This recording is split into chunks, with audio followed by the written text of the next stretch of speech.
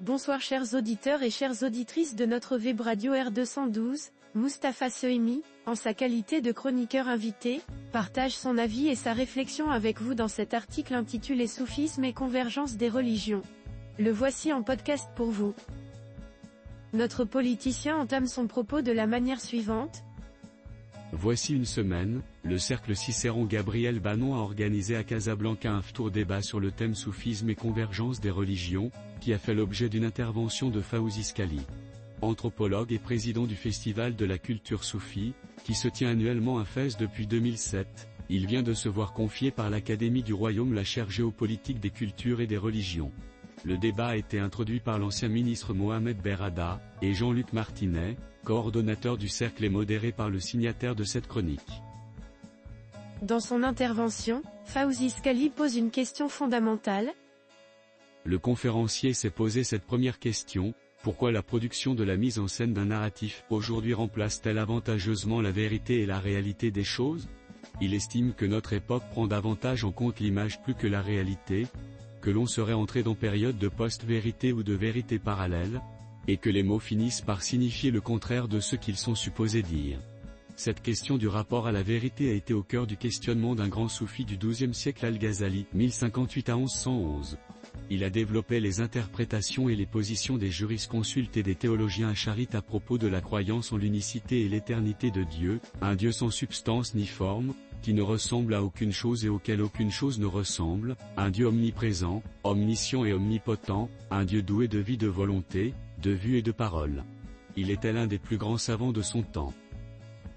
Il s'est interrogé sur l'existence d'une vérité ultime et transcendante capable de donner un sens à l'existence ainsi. Pourtant, il avait un doute profond sur sa foi en Dieu et l'interrogation sur une vérité ultime et transcendante donnant sens à l'existence. Fawzi Skali a présenté à cet égard 3 niveaux de vérité chez ce philosophe: la vérité physique, celle de la raison et enfin celle éprouvée à travers une expérience spirituelle. Là, on est proche de ce que disent les soufis. Il a rappelé que c'est dans cette dimension intérieure que se situe le but et le cœur de toute religion. Ce qui permet de goûter par le cœur et non pas de démontrer par la raison. Le Coran ne dit pas autre chose ailleurs: n'ont-ils donc pas parcouru la terre, en ayant des cœurs pour comprendre, ou des oreilles pour entendre? Ce ne sont pas leurs yeux qui sont aveugles, mais ce sont leurs cœurs qui sont dans leur poitrine. Sourate Al-Hajj, 22h46. Précisément, ce qui rapproche les religions du monde, n'est-ce pas cette expérience spirituelle? À travers les millénaires et les espaces, que retrouve-t-on? Les termes d'une même expérience de sagesse. Il se décline ainsi en des lumières et des tonalités différentes à travers un prisme, celui d'une même lumière transparente. Notre professeur enrichit son article ainsi. Tous partagent avec des expressions différentes ce fait: il y a une vérité ultime et divine, elle est la source de toute existence. La convergence entre les religions donc, symbolisée par plusieurs chemins différents. Le philosophe arabo-andalou Ibn Arabi, 1165 à 1240, dont l'œuvre domine la spiritualité islamique depuis le XIIIe siècle, a longuement développé le voyage d'une conscience et d'une transformation intérieure menant vers cette vision universelle. L'on peut également citer Jalal al-Dirumi, 1207 à 1273, mystique persan qui a profondément influencé le soufisme, qu'il a écrit en ces termes: aux musulmans, je ne suis ni juif, ni chrétien, ni zoroastrien, ni musulman, je ne suis ni de l'Orient, ni de l'Occident, ni de la terre, ni de la mer. Ma miséricorde embrasse toute chose, dit le Coran. C'est cette miséricorde universelle qu'invoque Rumi. Viens, viens qui que tu sois, mécréant, idolâtre ou païen, viens.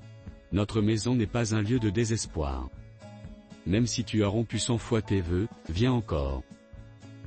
Cette vision souligne que chaque tradition religieuse possède une singularité légitime, mais qu'elles convergent toutes vers un même message spirituel. Cette réalité universelle prend en charge la singularité et la légitimité de chaque voie et de chaque chemin. Des conflits entre les religions ont marqué certaines périodes de l'histoire.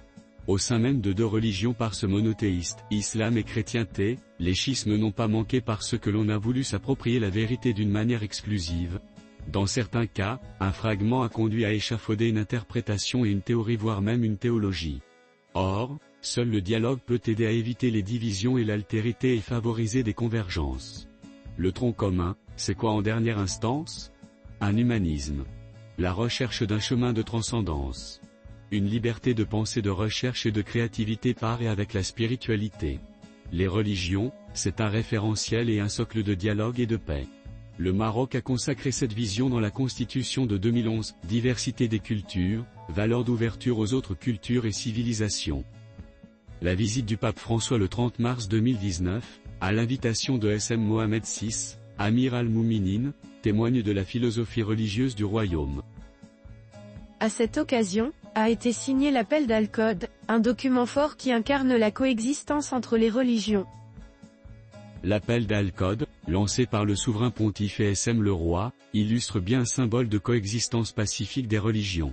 Reste que les religions font face à de grands défis, celui du repli et de l'instrumentalisation, celui du développement des nouvelles technologies, celui de leur impact sur les valeurs universelles de transcendance, de spiritualité et d'humanité.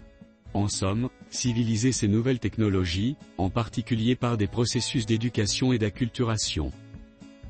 Chers auditeurs et chères auditrices de la Web Radio R212, merci d'avoir été à l'écoute de ce podcast, et d'avoir partagé avec nous ce moment de réflexion. Votre présence et votre fidélité sont précieuses. On se dit à très bientôt, si vous le voulez bien. Avec toute notre gratitude, l'équipe de R212